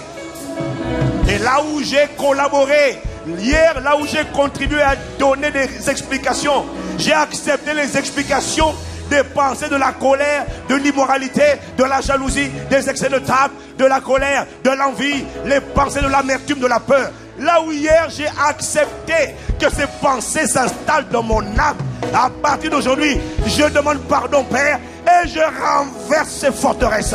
Je renverse ces systèmes de pensée. Je ramène mes pensées prisonnières, captives à l'obéissance à Christ. Et je dis aux pensées, toi tu es orgueilleuse. Tu veux me dire quoi? Tu veux me faire croire que c'est mon passé, que c'est ce qu'on m'a fait, que ce qu'on a dit qui m'a limité? Tu es un menteur. Tu es le père du mensonge. Derrière cette pensée, je vois le diable qui essaie de m'avoir. Non, je ne suis pas le produit de mon passé. Je suis le produit de mes pensées. Ce sont mes pensées qui détermineront mon futur et ma destinée. Voilà pourquoi je recevrai la pensée de Christ. Priez par l'Esprit. Les chakalarabosa. Imerekete la rabohondo lorobosa. Imanderebose kamaderebose. Inerebose kalaramase. Sonne mon cœur. Imanderebose lerebo. Sonne mes pensées. Sonne mon cœur. Juge mes pensées.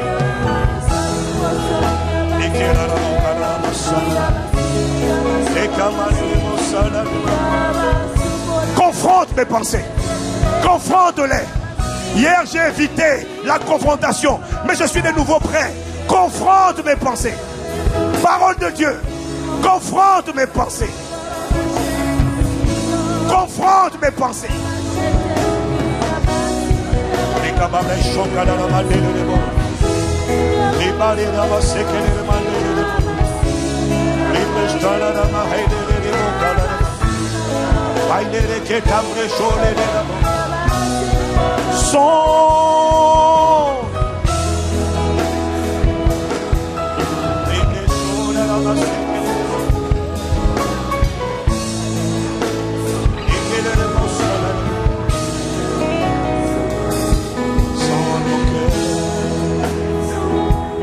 Sonde mon cœur, sonde mon cœur,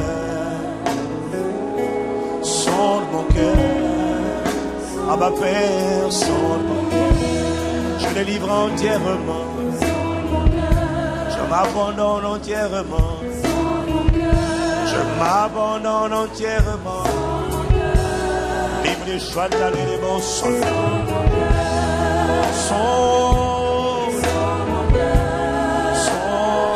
mon cœur, sonde mon cœur, juge mes pensées, juge mes pensées, juge mes pensées, juge mes pensées.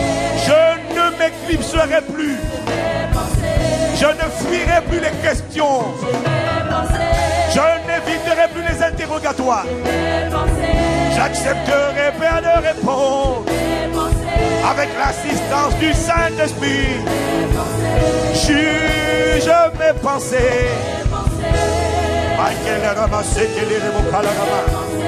Juge mes pensées.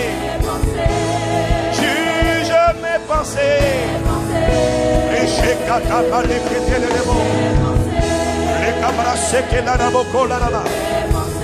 Le passé n'est pas assez puissant pour prédire ton futur.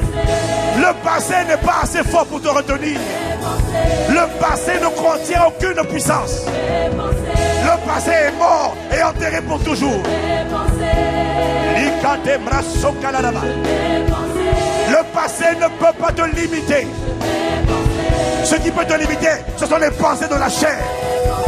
Ce qui peut te limiter, ce sont les plaidoiries de l'impudicité, les plaidoiries de l'échec, les plaidoiries de l'abus, les plaidoiries de la peur, les plaidoiries du découragement, les plaidoiries de la tristesse. C'est eux qui peuvent t'arrêter. Ce sont elles qui peuvent te stopper. Mais à partir de maintenant, juge mes pensées.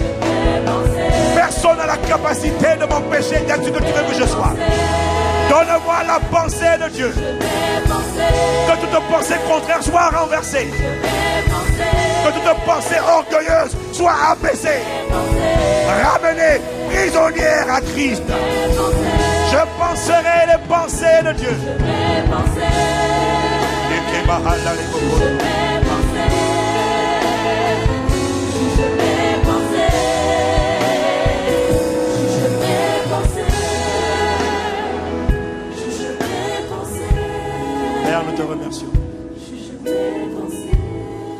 problème, ce n'est pas notre passé.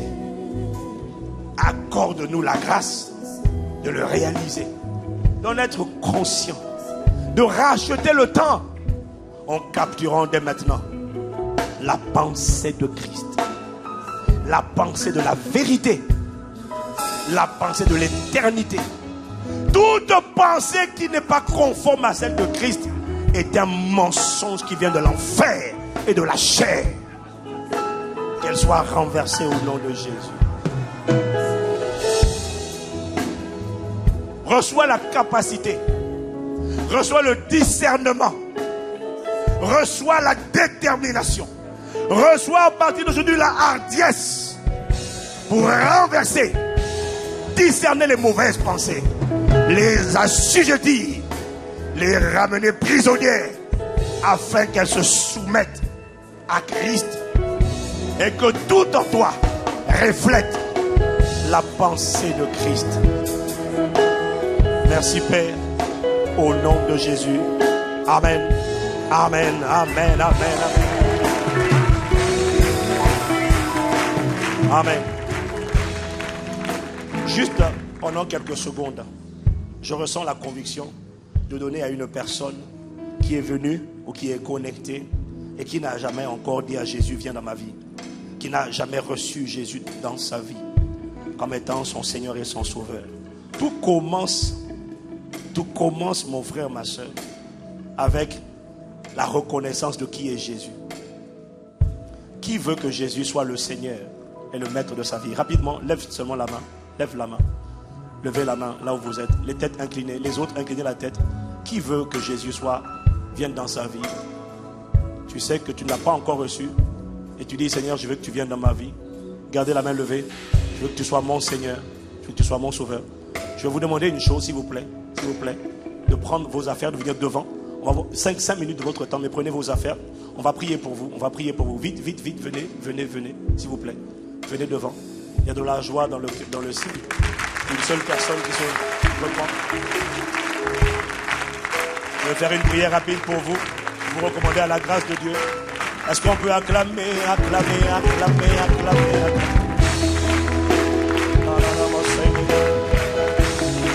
Wow, ils sont nombreux. Est-ce qu'on peut acclamer? Wow.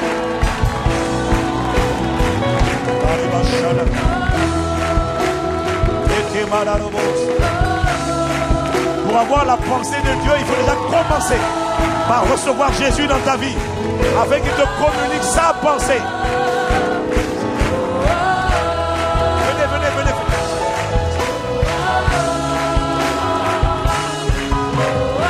Avancez.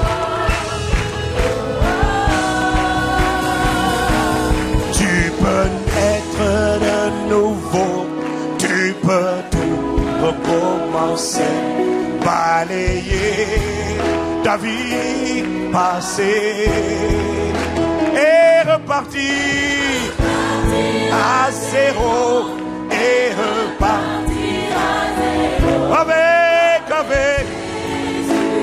pour berger et repartir avec la pensée de Christ, avec la pensée de Jésus. Et tu peux repartir et repartir à zéro et repartir à zéro avec Jésus pour berger et repartir à zéro et repartir à zéro avec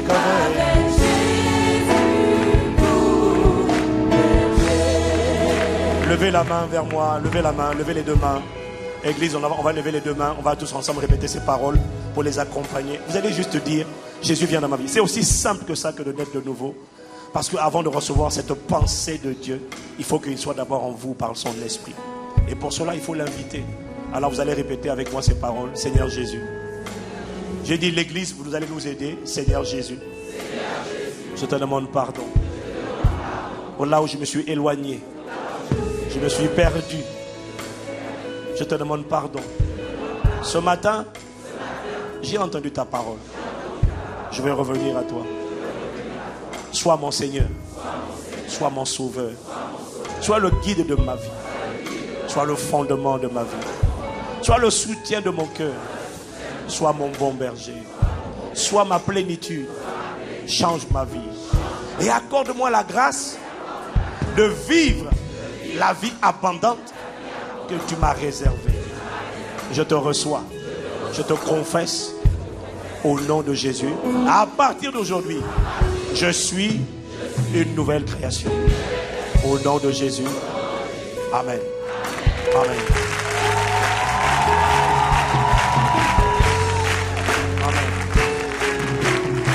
Je vais vous demander pendant 5 minutes, ils vont vous prendre, le pasteur Peggy est là, on va prendre vos coordonnées, on va vous appeler dès cette semaine et on va vous expliquer ce que vous venez de faire. C'est la prière la plus importante de votre vie que vous venez de faire. La prière la plus importante de votre vie. Est-ce qu'on peut acclamer juste 5 minutes?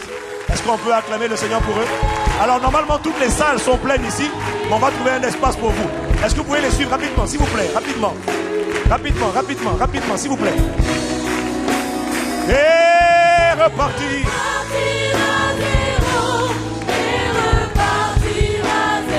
Avec. Et repartir.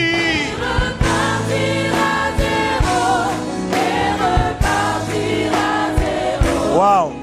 On m'annonce qu'il y a 35 personnes qui ont accepté le Seigneur sur Internet. Wow. Et repartir.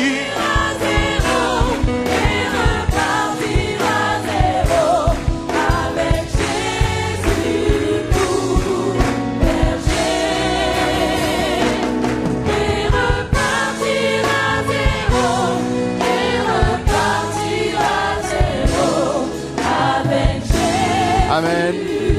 Est-ce que nous pouvons acclamer le nom du Seigneur? Église, est-ce que nous pouvons élever la voix, pousser les cris de joie pour dire merci au Seigneur pour sa parole.